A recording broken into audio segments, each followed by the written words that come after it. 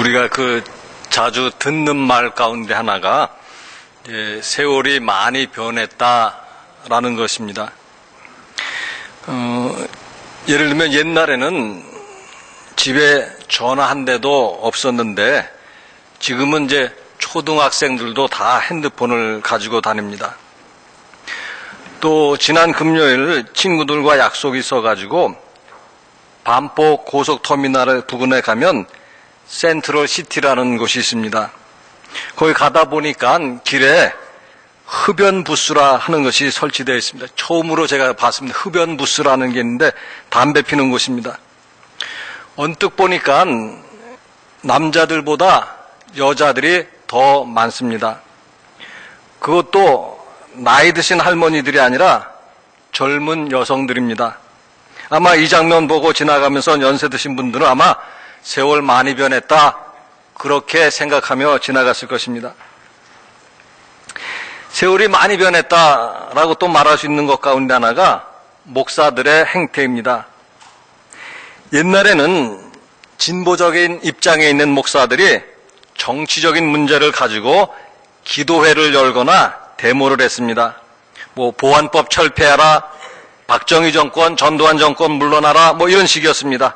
그런데 지금은 보수적인 입장에 있는 목사들이 정치적인 문제를 가지고 기도회 열고 데모도 합니다. 서울시청 광장 같은 곳에서 나라를 구한다고 구국기도회 열고 데모하고, 일부 보수 입장에 있는 목사들은 아예 기독교 정당을 만들어서 정치에 나서고 선거에도 나섰습니다.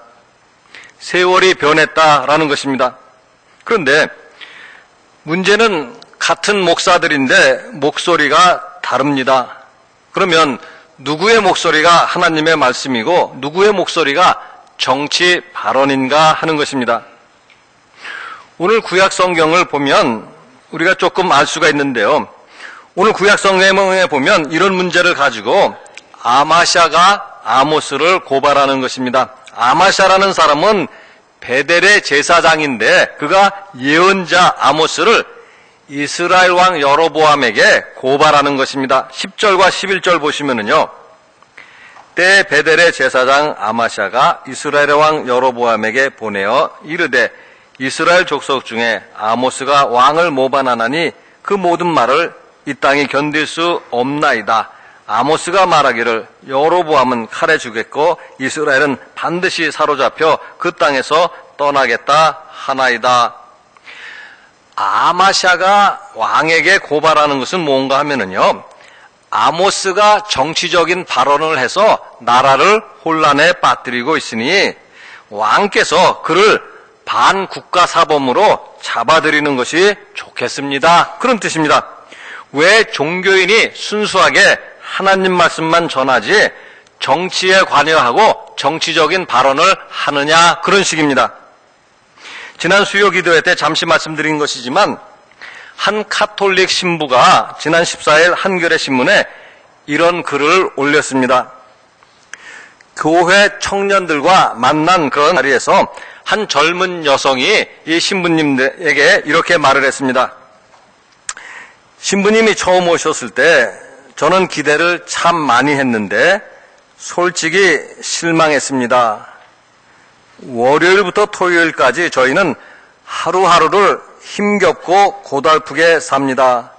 그러다가 주일이 되면 하느님을 만나고 그 안에서 참된 위로와 안식을 얻으려고 성당에 옵니다. 그런데 신부님은 하느님 이야기는 별로 안 하고 정치 이야기, 사회 이야기를 하시는 겁니다. 짜증이 나고 심하면 화가 납니다.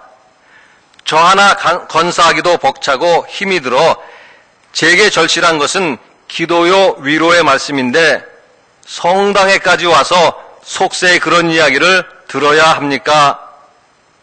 신부님이 충격을 받았습니다. 60대가 이런 발언을 한 것이 아니라 20대 청년이 그런 말을 하는 것을 듣고 충격을 받았다, 그런 것입니다. 그러면서 신부님은 그 글에서 결론을 이렇게 내렸습니다. 많은 사람이 옳고 그름보다 좋고 싫음을 따라서 행동한다면 예수님의 가르침은 어디에서 찾을 수 있을까 하는 것입니다. 과연 그러면 예언자 아모스는 하나님 말씀을 전하지 아니하고 정치적 발언을 한 것인가? 그 가톨릭 신부님은 하나님 말씀을 전하지 아니하고 정치적 발언을 한 것인가 하는 것입니다. 그리고 하나님 말씀과 정치적 발언을 구분하는 기준은 무엇인가 하는 것입니다. 물론 그것을 구분한다는 것은 쉬운 일은 아닙니다. 그래서 역사를 보면 그 차이를 구분하지 못하고 많은 과오들을 범하는 그런 경우들이 있었습니다. 종교가 정치를 지배하는 시대가 있었습니다. 물론 반대의 경우로 정치가 종교를 억압한 시대도 있었습니다. 그러나 두 시대에 공통점이 있습니다. 언제나 그 시대는 부패하고 혼란했다는 사실입니다. 정치가 종교를 지배하거나 반대로 종교가 정치를 지배하는 경우에도 사회는 부패하고 혼란했습니다. 그래서 이런 역사적 과오를 거울로 삼아서 사람들이 얻은 교훈이 있는데 그 교훈이 무엇인가 하면 바로 정교 분리의 원칙이라 하는 것입니다. 정교 분리라는 것은 정치와 종교가 각자의 고유한 영역을 인정하고 서로 간섭하지 말자는 뜻입니다. 물론 좋은 뜻입니다. 각자가 바른 길을 가고 있다면 굳이 서로 간섭할 이유가 없을 것입니다. 그러나 문제는 정치가 바른 길을 가지 못할 때 종교는 어떤 입장을 취해야 할 것인가 하는 것입니다. 물론 반대의 경우도 있지만 반대의 경우는 오늘 우리의 주제가 아니기 때문에 다음에 말씀드릴 경우가 있으면 전하겠습니다. 불의한 정치, 부패한 정치를 보면선 정교 분리의 원칙을 따른다고 결국 우리는 입을 다물고 있고 눈을 감고 있어야 하겠는가 하는 것입니다. 정치로 인하여서 인권이 무시되는 현실을 보면선 종교인은 침묵하고 있는 것이 올바른 신앙의 자세인가 하는 것입니다. 한 가지 역사적 사실이 있습니다. 종교가 타락했을 때 불의한 정치나 부패한 정치에 대해서 침묵해 왔다라는 사실입니다. 종교가 타락한 것은 스스로 입을 열지 못했다라는 이야기입니다. 제정 러시아가 혁명으로 공산화가 되었습니다. 그때 중요한 이유 가운데 하나는 물론 정치가 타락했지만 당시 러시아 정교회, 즉 종교가 부패했기 때문이다라는 사실입니다. 오늘날 많은 한국 사람들이 한국 정치는 수준 이하다 그렇게 생각을 합니다. 그러나 그 이면에는 한국 교회의 책임도 있다라는 사실입니다. 한국 교회가 불의하고 부정한 정치 현실을 외면하였습니다. 그리고 한국 교회는 자신을 합리화하기 위해서 정교 분리를 외치면서 개인주의적이고 타계적인 그런 신앙만을 고수한 것입니다. 그러나 그 결과가 무엇인가 하는 것입니다. 정치가 수준 이하가 된 것처럼 한국 교회가 수준 이하로 전락하고 말았습니다. 한국 교회가 세상 사람들의 조롱거리가 되고 말았다라는 것입니다. 기독교는 예언적인 정신을 가진 종교이고 교회는 마땅히 하나님의 말씀을 세상에 전해야 합니다. 그것은 정치적인 발언을 하라는 뜻이 아닙니다. 하나님의 말씀을 전하라라는 것입니다. 특정 정당을 지지한다거나 권력에 대한 욕심을 가지고 발언한다고 한다면 틀림없이 그것은 정치적 발언입니다. 그러나 단순하게 사회 정의와 인권에 대한 발언을 했다고 해서 그것을 정치적 발언이라고만 말할 수는 없다라는 것입니다. 아모스서 5장 24절에 보시면은요. 오직 정의를 물같이 공의를 마르지 않는 강같이 흐르게 할지어다. 정의를 물같이 흐르게 하라. 이렇게 아모스 예언자가 예언의 말씀을 하는 것입니다. 그러면 그가 정치적 발언을 한 것인가? 그것은 정치적 발언이 아니라 하나님의 말씀이라는 것을 성경은 우리에게 가르쳐 주고 있습니다. 따라서 이제 하나님의 말씀과 정치적 발언을 구분하는 하나의 기준이 알 수 있다는 사실을 우리는 알 수가 있습니다. 그 기준은 뭔가 하면 그 발언을 통해서 세상적인 유익을 얻는가 여부에 있는 것입니다. 그것은 아마샤가 아모스에게 한 말을 보면 우리가 알 수가 있는데요. 12절 말씀입니다. 아마샤가 또 아모스에게 이르되 선견자야 너는 유다 땅으로 도망하여 가서 거기에서나 떡을 먹으며 거기에서나 예언하고. 아모스가 예언한 것은 주전 750년경입니다. 그때는 나라가 북이스라엘과 남유다로 갈라져 있을 때고, 아모스는 북이스라엘에서 예언 활동을 하면서 북이스라엘이 멸망할 것이다, 그렇게 예언을 했습니다. 그러나 그 예언이 만약 유다 땅에서 한 것이라고 한다면 유다 백성들에게 환영을 받았을 것이다 라는 이야기입니다. 오늘 우리 현실로 이야기한다고 하면 남한에서 남한 정부를 비판하면 나쁜 사람이 되지만 남한에서 북한 정부를 비판하면 좋은 사람이 되는 것과 같은 이치다, 그런 이야기입니다. 그래서 아마시아가 아모스에게 무슨 말을 했는가 하면 거기에서나 떡을 먹으며 거기에서나 예언하고, 내가 이스라엘에서 예언하는 것이 아니라 유다에 가서 예언한다고 한다면 틀림없이 환영을 받을 것이고 안정된 생활을 보장받을 것이다, 그렇게 말을 하는 것입니다. 그래서 만일 아모스가 아마시아의 말을 듣고 안정된 생활을 염두에 두고 유다에 가서 이스라엘이 패망할 것이다 라고 예언했다면 그것은 더 이상 하나님 말씀이 아니고 정치적 발언이 되는 것입니다. 어떤 상황에서 그 말씀을 전하는가 하는 것에 따라서 하나님의 말씀이 정치적 발언도 될 수 있다라는 사실입니다. 사도행전 5장 29절에 보시면은요, 베드로와 사도들이 대답하여 이르되 사람보다 하나님께 순종하는 것이 마땅하니라.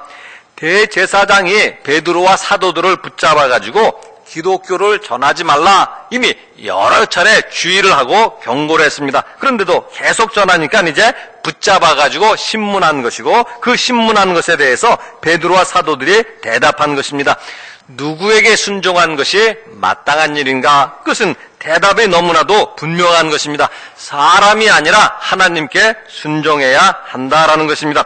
자신의 이익을 위해서, 사람들의 환심을 사기 위해서 하나님의 말씀을 전하는 것이 아닙니다. 만일 자신의 이익을 위해서 전하거나 사람들의 환심을 사기 위해서 전한다면 틀림없이 그것은 하나님의 말씀이 아니고 사람의 말이고 정치적 발언이다라는 이야기입니다.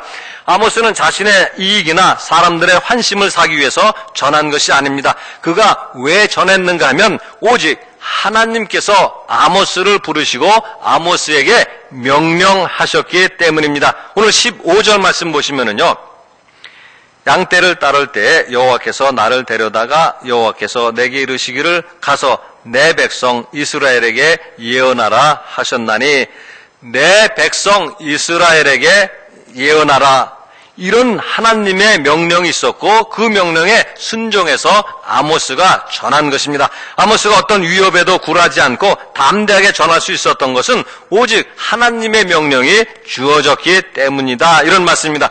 그래서 이제 오늘 14절 말씀으로 다시 돌아가면은요, 아모스가 아마시아에게 대답하여 이르되 나는 선지자가 아니며 선지자의 아들도 아니라 나는 목자요 뽕나무를 재배하는 자로서, 선지자가 아니고 선지자의 아들도 아니고 목자고 뽕나무를 재배하는 자다, 즉 농부다, 그런 이야기입니다. 오늘 식으로 이야기하면 그가 목사도 아니고 선교사도 아니고 일반 평신도이다, 그런 이야기입니다. 그럼에도 하나님의 명령이 있었기 때문에 하나님의 말씀을 전하는 것이라, 그런 뜻입니다. 그러면 이제 오늘 우리 그리스도인들은 누구인가라는 것인데요, 모든 그리스도인들이 다 이 시대의 예언자다, 그런 이야기입니다. 이 세상에 가서 하나님의 말씀을 전하도록 하나님의 부르심을 받은 사람들이 바로 그리스도인들입니다. 목사만이 예언자 아니고 또 선교사만이 예언자 아니고 모든 그리스도인들은 예언자로 부르심을 받은 사람들입니다. 우리는 세상에 가서 하나님의 말씀을 전해야 합니다. 물론 세상에 가서 하나님의 말씀을 전할 때 어디에서나 환영을 받는 것 아닙니다. 대부분의 경우는 아모스처럼 환영받지 못하고 거부당할 것이다, 그런 이야기입니다. 그래서 자신의 처지만을 생각한다면 도리어 침묵하는 것이 좋을 수도 있습니다. 그러나 아모스에게 예언하라고 명령하신 하나님이 오늘 우리에게도 같은 명령을 내리고 계신다라는 사실입니다. 아모스서 5장 4절에 보시면은요, 여호와께서 이스라엘의 족속에게 이와 같이 말씀하시기를 너희는 나를 찾으라, 그리하면 살리라. 왜 하나님의 말씀을 전해야 했는가? 하나님의 말씀을 듣고 하나님을 찾아야 살 수 있다. 내가 사는 것이고 내 가족이 사는 것이고 내 민족이 사는 길이기 때문이다 라는 이야기입니다. 오늘 우리 엄태차 선교사님 우리와 함께 예배를 드리고 있는데요. 왜 선교사님들이 열악한 환경에서 또 때로는 목숨이 위협을 받는 상황에서도 복음을 전하는가 하는 것입니다. 그 이유는 다름이 아니라 어느 민족이나 어느 민족에게나 하나님의 말씀을 듣고 하나님을 찾아야 사는 길이 있고 소망이 있기 때문이다라는 사실입니다. 여러분은 하나님이 부르신 예언자입니다. 따라서 가서 하나님의 말씀을 전해야 합니다. 예수님을 믿으십시오. 예수님을 믿어야 구원을 얻습니다. 이것이 오늘 우리가 받은 하나님의 사명임을 오늘 말씀 우리에게 가르쳐 주시고 있습니다. 같이 기도하시겠습니다. 사랑의 하나님 은혜를 감사를 드립니다. 오늘도 저희들을 사랑하셔서 하나님 앞에 나와 예배드리게 하심을 감사를 드립니다. 오늘도 귀한 말씀을 주셨으니 그 말씀 속에서 하나님 주신 사명 깨닫게 하여 주시고 그래서 세상에 나가서도 하나님 함께 하셔서 저희들을 도와주셔서 그 사명 능히 감당할 수 있도록 우리 하나님 도와주시옵소서. 감사드리며 우리 주 예수 그리스도 이름으로 기도드리옵나이다. 아멘. 그리고 그리스도인들을 보면 그리스도인들은 항상 기뻐하는 사람이고 많은 사람들을 부유하게 하는 사람이고 모든 것을 가진 사람이다. 그런 이야기입니다. 사도 바울은 어떤 사람인가 하면 실제적으로 가난한 사람이다. 부자가 아니다. 그런 이야기입니다. 그런데 왜 자신은 부자라고 말하고 왜 자신은 모든 것을 가진 사람이라고 말했을까? 오늘 갈라디아서 2장 20절 보시면은요. 내가 그리스도와 함께 십자가에 못 박혔나니 그런즉 이제는 내가 사는 것이 아니요 오직 내 안에 그리스도께서 사시는 것이라. 이제 내가 육체 가운데 사는 것은 나를 사랑하사 나를 위하여 자기 자신을 버리신 하나님의 아들을 믿는 믿음 안에서 사는 것이라. 내 안에 누가 살고 있는가? 나를 사랑하사 자기 목숨을 버리신 예수님이 살고 계시다라는 말씀입니다. 우리 안에 예수님이 사시기 때문에 우리는 모든 것을 가진 사람입니다. 또 우리 안에 예수님이 사시기 때문에 우리는 새 사람이 되어서 사는 사람들입니다. 새 사람이 되었을 때 기쁨이 있는 것이고 평안이 있는 것이고 다른 사람을 부유하게 할 수 있는 것입니다. 신앙생활에서 새 사람이 되는 것만큼 중요한 것은 없다. 그런 말씀입니다. 그래서 마지막 17절 말씀을 다시 한번 읽어드리겠습니다. 그런즉 누구든지 그리스도 안에 있으면 새로운 피조물이라 이전 것은 지나갔으니 보라 새 것이 되었도다. 같이 기도하시겠습니다. 사랑의 하나님 은혜를 감사를 드립니다. 늘 부족한 저희들을 사랑하시고 날마다 자비와 은혜 가운데 지켜주심 감사를 드립니다. 오늘도 저희들 예배를 드리는 가운데 있으니 하나님 함께하여 주시고 오늘 말씀과 같이 주님의 능력 가운데 저희들을 날마다 변화시켜 주시고 새롭게 하여 주시고 새 사람으로 세상에 들어가 살아가게 하여 주시옵소서. 그래서 세상 물결 휩쓸리지 않게 하여 주시고 세상 물결 속에서도 하나님의 뜻을 분별하고 그 뜻에 순종하며 살아가는 저희가 다 되도록 도와주시옵소서. 감사드리며 우리 주 예수 그리스도 이름으로 기도드리옵나이다. 아멘.